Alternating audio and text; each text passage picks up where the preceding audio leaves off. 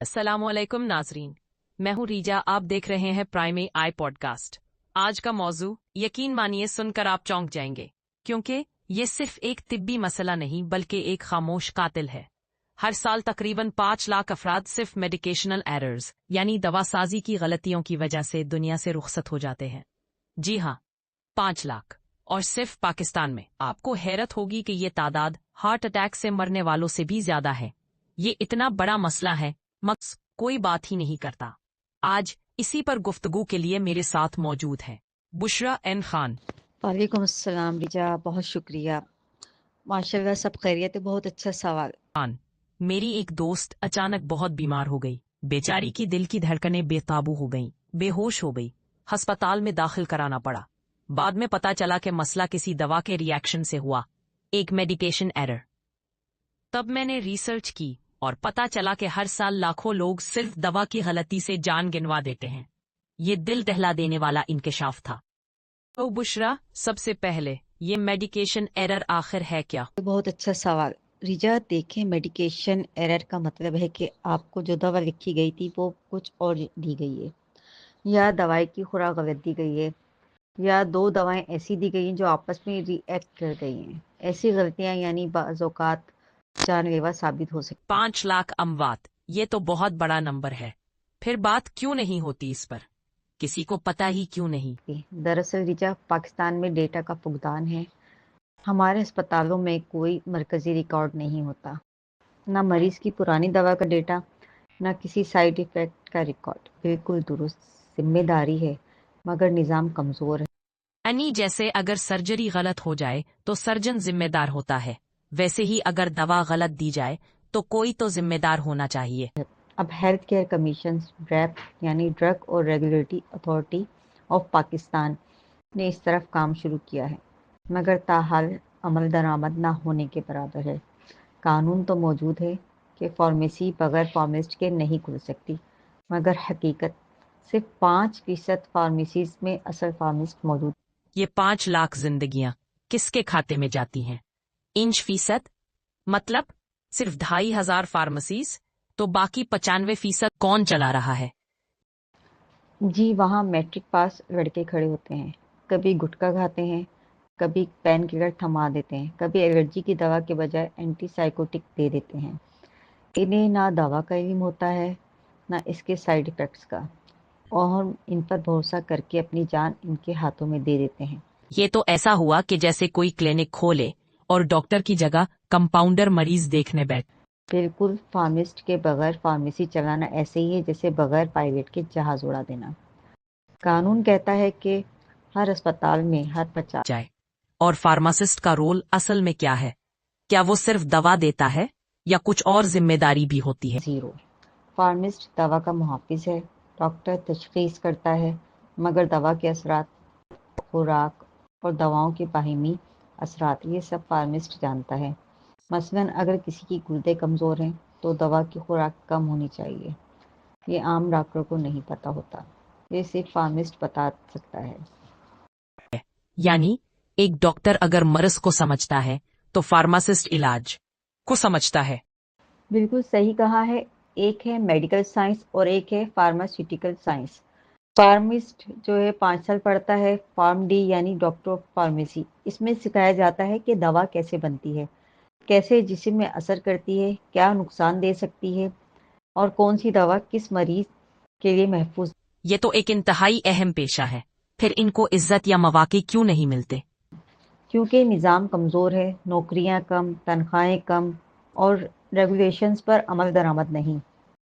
आप यकीन करें, अक्सर फार्मिस्ट रज़ाकाना तौर पर फ्री काम करने आते हैं, बस तजुर्बा हासिल करने के लिए। इतना मुश्किल इम्तहान, 5 साल की मेहनत और बदले में सिर्फ 35,000 रुपये तनख्वाह। ये तो सरासर ना इंसाफी है। फार्मेसी का शोबा तो इंसानी जानों से जुड़ा हुआ है और हमने इसे दुकान समझ लिया है। जी बिल्कुल, दुकान नहीं, ये ज़िंदगी का आखिरी दिफाई मोर्चा है। अगर यहाँ गलती हो जाए तो इसके बाद कोई दूसरा मौका नहीं होता, ना कोई इलेक्ट्रॉनिक मेडिकल सिस्टम है।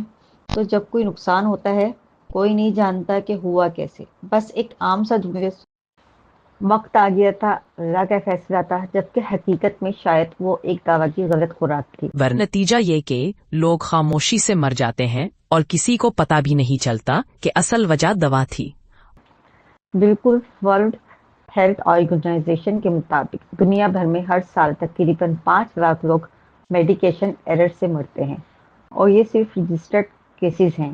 غیر رجسٹرڈ واقعات اس سے کہیں زیادہ ہیں۔ عام آدمی جب فارمیسی جاتا ہے بشرا تو وہاں اکثر ایک سیلز مین بیٹھا ہوتا ہے جو دوا دیتا ہے اور کہتا ہے یہ لے لیں سب ٹھیک ہو جائے گا۔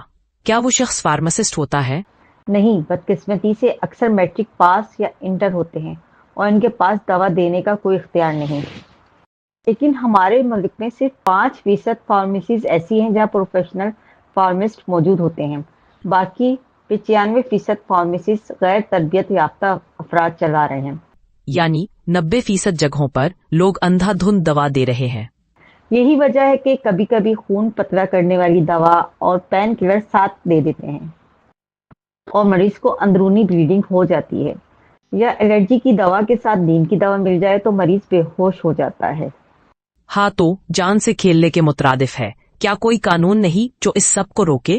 Drug regulation authority of Pakistan کے رولز کے مطابق کسی بھی فارمیسی میں فارمسٹ کا موجود ہونا لازمی ہے، مگر عمل درآمد نہ ہونے کے برابر۔ یعنی قانون صرف فریم میں لگا ہوا ہے اور زمین پر صرف 5% لوگ اسے مانتے ہیں۔ یہی ہمارا مسئلہ ہے۔ سسٹم کمزور ہے، نیت نہیں۔ ذرا عام عوام کے لیے سمجھائیں فارماسسٹ کا اصل کردار کیا ہے؟ دیکھیں، ڈاکٹر بیماری کی تشخیص کرتا ہے، مگر دوا کس مقدار میں دینی ہے، کیا وہ دوا مریض کے جسم کے لیے محفوظ ہے یا نہیں، یہ فارمسٹ طے کرتا ہے۔ اگر مریض کے گردے یا جگر کمزور ہیں تو دوا کی مقدار آدھی کرنی پڑتی ہے۔ اگر وہ بزرگ یا بچہ ہو تو دوا کی خوراک مختلف ہوتی ہے۔ یہ علم ڈاکٹر کے پاس نہیں، فارمسٹ کے پاس ہوتا ہے۔ یعنی سسٹم نہ صرف مریض کو نقصان دے رہا ہے بلکہ پروفیشنلز کو بھی مار رہا ہے۔ اگر حکومت ہر اسپتال میں کم از کم ایک فارمسٹ تعینات کر دے تو میڈیکیشن ایررز 90% کم ہو جائیں، اور اگر ایک الیکٹرانک سسٹم آ جائے تو یہ شرح 80% تک گر سکتی ہے۔ ہاں تو ایک انقلاب لانے والا آئیڈیا ہے۔ اگر ہم ایک چھوٹا قدم بھی اٹھائیں تو ہزاروں جانیں بچ سکتی ہیں۔ بالکل، اور یہی مقصد ہے، لوگوں کو ادویات کا شعور دینا۔ کوئی دوا سیف نہیں جب تک اسے صحیح طرح سے نہ لیا جائے۔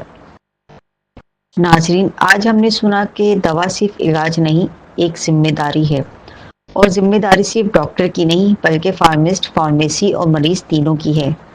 جب تک ہم احتیاط کو عادت نہیں بنائیں گے، یہ خاموش قاتل میڈیکیشن ایرر ہم میں گھومتا رہے گا۔ شکریہ ریچا، اور میری دعا ہے کہ ہمارا ملک ایک ایسا پاکستان بنے جہاں دوا علاج و حادثہ نہیں۔ بشرا، آپ کا بہت شکریہ۔ اللہ کرے یہ بات ہر کان تک پہنچے اور ہر دل اس خطرے کو سمجھے۔ عزرین، آج کی گفتگو سے ہمیں ایک بات سمجھ آنی چاہیے کہ صحت صرف ڈاکٹر کے نسخے تک محدود نہیں، بلکہ اس میں فارماسسٹ کا کردار اتنا ہی اہم ہے۔ ہمیں اپنے نظام کو مضبوط بنانا ہوگا۔ بہت شکریہ بشرا آپ کے وقت اور علم کے لیے۔